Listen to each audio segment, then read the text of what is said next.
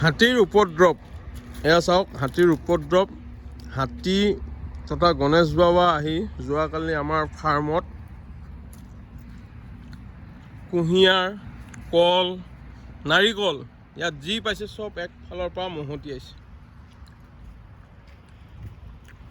চাওক, মানুহে খেতি কৰি বা খেতি হিচাপে আমি কৰা নাই, তথাপিও ইয়াত চাওক, যদিও আমি খেতি হিচাপে কৰা নাই, ইয়াত মাটিডৰা আছে, কল লগাইছোঁ, নাৰিকল লগাইছোঁ, কুঁহিয়াৰ লগাই থৈ দিছোঁ, আৰু এয়া গণেশ বাবা আহি খাই থৈ গৈছে। হাতী মানুহৰ সংঘাতৰ ফলত যোৱা কিছুদিনৰ আগত আমাৰ নেলি অঞ্চলৰে তথা ধৰমটোল ৰেঞ্জৰ অন্তৰ্গত বনাঞ্চলৰ কাষতে লাগি থকা দহালি আৰু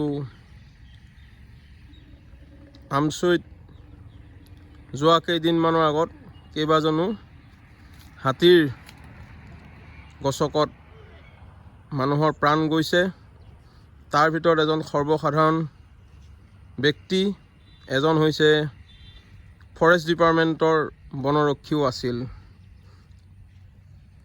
কাইলৈ বা কি হয়, ইয়াতো কাৰোবাৰ প্ৰাণ যাব পাৰে। হাতী আহিছে তথা গণেশ বাবা আহিছে, কিবা খাই গৈছে, ধ্বংস কৰিছে, এইটো পিছৰ কথা। কিন্তু যদি গণেশ বাবাই কোনো মানুহৰ প্ৰাণ লয়, ইয়াৰ বাবে দায়ী কোন? আচলতে আমি হয়তো ক'ৰবাত গণেশ বাবা তথা হাতীৰ যি খাদ্যাভ্যাস থকা ঠাইসমূহ তথা বনাঞ্চলসমূহত আমি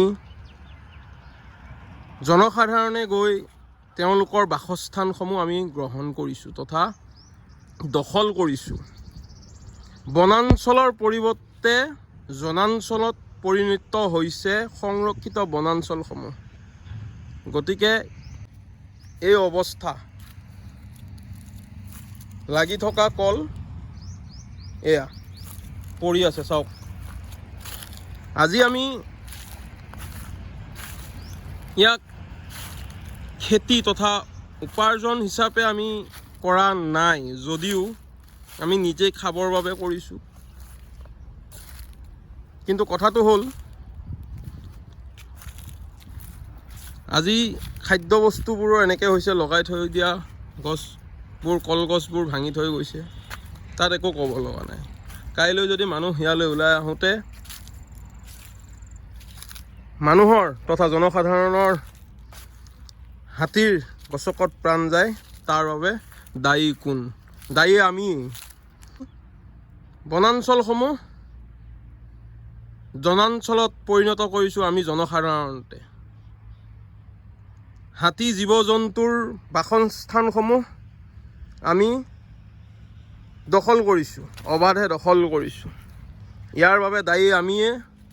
যেতিয়ালৈকে বনাঞ্চলসমূহ বনাঞ্চল হৈ থাকিবলৈ নিদিব, তাক জনাঞ্চলত পৰিণত কৰিব, তেতিয়ালৈকে এনেধৰণৰ সমস্যাত আমি ভুগিয়ে থাকিম।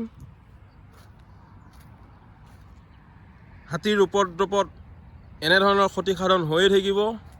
মানুহ লগতে বনৰক্ষীৰ প্ৰাণ যাব পাৰে। গতিকে আমি জনসাধাৰণে প্ৰথম সজাগ হ'ব লাগিব। এয়া চাওক, ইমান ধুনীয়াকৈ উঠি অহা নাৰিকল পুলিটো চেচ। বহুকেইটা নাৰিকল পুলি ধ্বংস হৈছে আজি। ইয়াৰ বাবে আমি জীৱ জন্তুক দোষ দি লাভ নাই। আমি দায়ী, আমি জনসাধাৰণ, আপুনি মই। গতিকে সজাগ আৰু সচেতন হওক। বনাঞ্চলসমূহ বনাঞ্চল হৈয়ে থাকিবলৈ দিয়ক। বনাঞ্চলৰ পৰা আমি জনসাধাৰণ যেতিয়ালৈকে ওলাই নাহিম, জীৱ জন্তুৰ বাসস্থানসমূহ আমি যেতিয়ালৈকে মুক্ত নকৰিম, তেতিয়ালৈকে এনেধৰণৰ সমস্যা আমি ভুগিয়ে থাকিম। যদি ভিডিঅ'টো কথাখিনি সত্য আৰু শুদ্ধ বুলি ভাবিছে আপোনালোকে ভিডিঅ'টো শ্বেয়াৰ কৰিব। ধন্যবাদ।